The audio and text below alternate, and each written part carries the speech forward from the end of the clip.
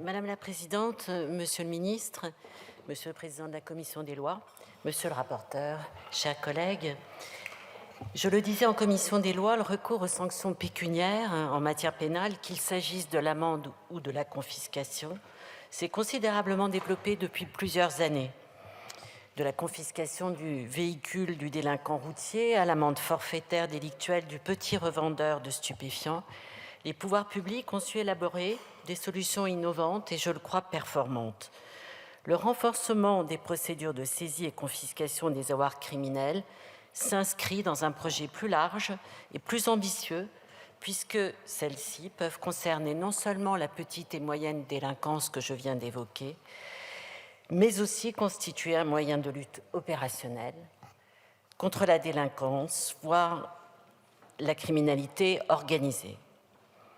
Nos collègues italiens, on l'a souligné à plusieurs reprises précédemment, ont été précurseurs en la matière dans leur lutte contre la mafia, et cela se passait dans les années 90. Je me souviens de la confiscation du premier hôtel à Palerme de mes collègues italiens, de mes collègues de l'époque italiens, et cet hôtel avait ensuite été effectivement mis à disposition à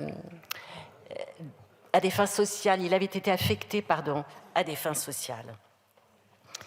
Je remercie donc Monsieur le rapporteur de porter ce sujet depuis des années. La loi de 2010 avait été déjà un outil très efficace pour le magistrat que j'étais alors.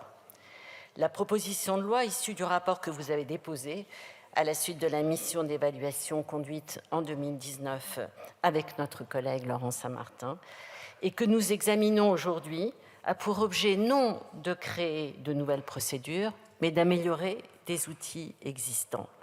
L'article 1 confie au délégué du premier président de la Cour d'appel plutôt qu'à la Chambre de l'instruction, pardonnez-moi, je suis un peu juridique, mais on ne se remet pas de son histoire ou de son enfance, le soin d'examiner les ordonnances du juge d'instruction ou les décisions du parquet prises en vue de l'aliénation de biens saisis ou confisqués lorsque leur conservation n'est plus utile à la manifestation de la vérité.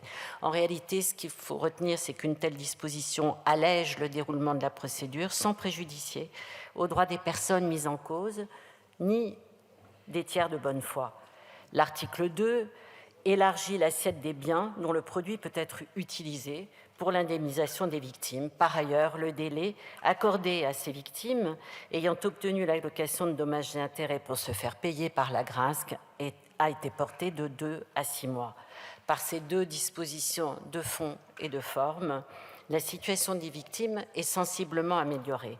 Enfin, l'article 3 prévoit que la décision définitive de confiscation d'un bien immobilier vaut titre d'expulsion à l'encontre de la personne condamnée. Cette disposition renforce l'efficacité de la décision pénale au profit de l'Agrasc et, le cas échéant, des victimes de l'infraction.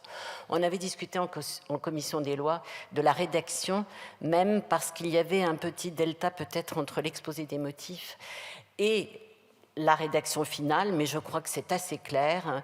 Seul le condamné est visé. Monsieur le rapporteur, vous déposerez un amendement pour viser aussi le condamné et tout occupant de son chef. Je crois que c'est judicieux. Je note d'ailleurs un ajout judicieux intervenu en commission des lois. Il y a déjà été fait allusion, c'est le caractère obligatoire désormais de cette peine complémentaire de la confiscation, sauf décision spécialement motivée des juges, lorsque les biens saisis ont servi à commettre l'infraction, ou en sont l'objet ou le produit. Évidemment, mon groupe ne peut être qu'enthousiaste s'agissant d'un tel texte. Beaucoup d'amendements ont été déposés pour l'hémicycle. Alors je regrette qu'il ne l'ait pas été en commission des lois parce que je pense que certains d'entre eux auraient mérité une meilleure évaluation au plan juridique. Je pense notamment à la convention judiciaire d'intérêt public. Et en termes d'impact, parce que l'agence, l'Agrasc, marche bien, ses effectifs ont été doublés, il faut faire attention à ne pas en faire, je dirais, une instance qui ne serait plus aussi efficace en étendant trop ses compétences. Je vous remercie. Le MoDem sera peut-être réservé sur certains amendements, mais bien entendu, il est enthousiaste sur les 3 articles de la PPL initiale. Je vous remercie.